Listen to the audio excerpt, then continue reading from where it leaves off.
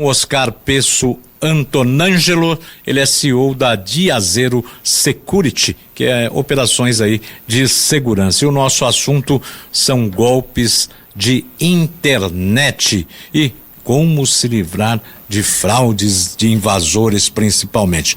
Meu caro Oscar, a pergunta é a seguinte: como se livrar dessas fraudes de invasores na internet? Hoje nós temos no cenário brasileiro, né, uma quantidade muito grande de fraudes, né, principalmente fraudes mais avançadas, onde os criminosos eles utilizam dos dados pessoais coletados na internet para se passar por algum familiar, né? O que acontece hoje? A quantidade de aplicações e dados que as pessoas elas colocam na internet, em mídias sociais, nos serviços que elas utilizam, elas têm tornado os ataques cada vez mais recorrentes e cada vez mais simples de acontecer, ainda mais ataques avançados, onde os criminosos eles se passam por familiares da pessoa, né? A gente vê muito isso por aí. E hoje as mídias, os serviços, eles têm tecnologias que ajudam as pessoas a se proteger, só que por conta da diminuição da usabilidade dos produtos, isso diminui, né, o uso, eles realmente não falam muito sobre isso. Mas existem algumas coisas que realmente os usuários eles podem fazer, né? Hoje você vê muito aí esse tipo de situação de muitos problemas acontecendo. Então o que eu colocaria para as pessoas fazerem no primeiro ponto, né? Primeiro, manter os seus smartphones, os seus computadores sempre atualizados. Né? Muitos problemas de segurança eles já são conhecidos pelo provedor, né, daquele sistema, pelo fabricante, e já foram corrigidos. Só que se a pessoa não atualiza o seu dispositivo, ele não tem aquele pacote de soluções que corrigem os problemas de segurança. Tá? Esse seria o primeiro ponto. O segundo ponto é usar senha forte e diferente para cada serviço que você utiliza. O seu Facebook, o seu X, o seu Instagram, né? Senhas fortes e diferentes para cada local. Porque se um local for comprometido e a sua senha vazar, os seus outros locais serão comprometidos também, né? Eu sei que é muito difícil você gravar um monte de senha diferente, mas hoje tem cofres de senha que você pode colocar no seu smartphone que são gratuitos e que te ajudam, né, a armazenar essas senhas e controlá-las, tá?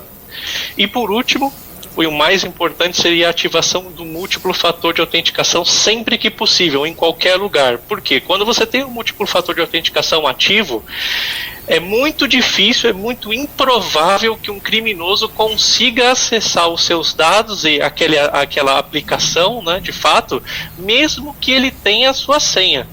Então, é muito importante que sempre que possível você ativar. E hoje, todo lugar tem, tá? Bom, e por exemplo, que o Google, né, ele faz uma varredura no seu sistema para ver se tem aí tentativas de fraudes?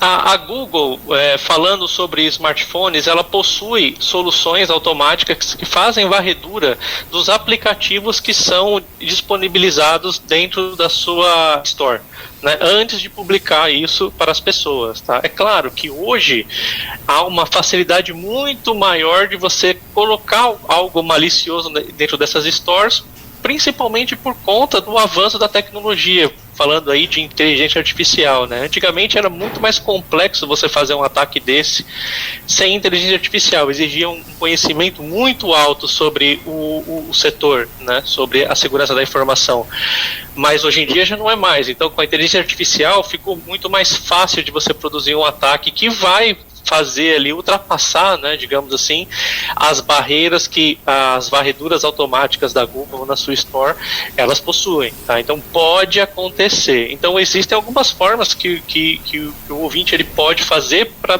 identificar anomalias no seu smartphone e saber se ele foi invadido. Bom, os bons profissionais dessa área de TI aí, acho que tem pro bem e pro mal, né? Uns trabalham pro bem para criar aí dispositivos para garantir segurança para as pessoas, né, que usam o sistema, e outros trabalham contra, né? Para quebrar esses sistemas. É assim que funciona? Sim, o conhecimento da área, né, ele é neutro. O mesmo conhecimento que um atacante tem para cometer um crime é o mesmo conhecimento que nós utilizamos para combater o crime, né, através da identificação de vulnerabilidades, de gaps de segurança. Então, sim, é a forma que eles têm, né? O termo hacker em si, ele leva muito muito isso, né? O termo hacker, eles são pessoas que conseguem identificar, através da criatividade, através da busca de respostas às perguntas corretas, né? Formas diferentes de utilizar um determinado serviço, né? Então eles identificam vulnerabilidades dessa forma que conseguem explorar e fazer com que aquele serviço atue de forma não planejada, tá? E aí causando um vazamento. Oscar, quais são, assim, por exemplo, as tentativas de invasões mais comuns e quais tipos de dados os criminosos costumam buscar? Hoje, contra o usuário final, você tem tentativas que nós chamamos de phishing, tá? Que são e-mails, mensagens ou até páginas falsas de lojas online, tá? Que são feitas para iludir a vítima a prover os dados dela e até mesmo dados financeiros, tá? Isso é o mais comum hoje no Brasil. Mas também existem ataques de vírus, que são programas maliciosos que são feitos para se infiltrar no dispositivo, né? O usuário clica no link, baixa um arquivo e aí todo o processo de espionagem se inicia, tá? Mas tudo isso com o objetivo principal de roubar a informação. E não é apenas dado financeiro. Qualquer tipo de informação da pessoa hoje, ele é utilizado. Dado pessoal como CPF, endereço, histórico de navegação e até hábitos, né, da pessoa. Hoje tudo na Deep Web, há mercados ilegais que compram bases com informações das pessoas como essa. Então é muito fácil eles ganharem dinheiro com isso, tá? A gente dá para perceber que a velocidade desses processos são tão grandes que antivírus não funciona mais, né? Não. Na verdade, o antivírus ele sempre foi um produto muito interessante para você identificar softwares maliciosos, mas hoje os ataques eles estão muito mais focados na pessoa, né? E os ataques eles não envolvem tanto tecnologia mais, né? Então, a pessoa para se proteger é aquilo que eu disse: sistema atualizado, senha forte e suspeite desse tipo de oferta que é boa demais para ser verdade, né? Muitas vezes isso começa dessa forma, né? Olha, existe uma oferta na internet de um produto que está muito barato, será que é isso mesmo? Então a pessoa que está passando por esse tipo de situação, se tem uma suspeita, tem que buscar se comunicar com aquele serviço ou com aquela loja pelos meios de comunicação oficial dela para garantir que aquilo é real mesmo, tá? E a gente consegue, por exemplo, assim, desconfiar ou perceber que seu aparelho está sendo invadido? Sim, com certeza.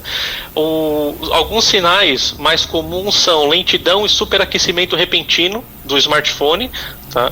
Aplicativo desconhecido, às vezes o criminoso está tendo um acesso ilegal dentro do seu dispositivo e ele começa a instalar alguns aplicativos, então é muito importante que você veja e conheça tudo que você instalou. E o consumo anormal de dados e bateria é o mais comum, porque as infiltrações elas consomem muita carga de dados, né? Então, se a pessoa suspeita, o ideal, primeira coisa, desliga o aparelho da internet, passa alguma solução de antivírus, se tiver, né? Só que o principal é buscar a ajuda de um especialista ou suporte técnico para dar uma olhada no dispositivo, tá? E caso essa suspeita envolva dados bancários, comunicar a instituição financeira imediatamente. Deletar simplesmente esses aplicativos que você suspeita que não é seu, não foi você que instalou, deletar ele resolve? Não funciona, porque a partir do momento que o atacante tem acesso ao seu dispositivo, ele já vai prover, né, o que nós chamamos de backdoor, prover a ele mesmo outras formas de acessá-lo, né, dependendo do tempo que aquilo está lá. Então, simplesmente remover não funciona. Bom, para a gente finalizar, quais dicas assim você deixaria para o ouvinte da Rádio Cidade para acabar não se tornando vítima aí desses ataques? Primeiro ponto, cuidar muito bem das informações que você publica na internet, que você deixa pública nas suas mídias sociais, pois essas informações elas são utilizadas como um insumo para desenvolver ataques contra você mesmo, né? É muito importante que você configure a privacidade das suas mídias e garanta que as pessoas que você não conhece não acessem aquelas informações, a menos que você seja um influencer, né? Configurar o múltiplo fator de autenticação é imprescindível, deve ser feito em todos os lugares que você tem conta, tá? E manter os aplicativos sempre atualizados, garantindo que você tenha os controles de segurança mais atuais dos fabricantes, tá bom? Eu acho que essas são as principais. Oscar Pesso Antonangelo, CEO da Diazero Security, que é operações de segurança, ele falou ao jornalismo da cidade.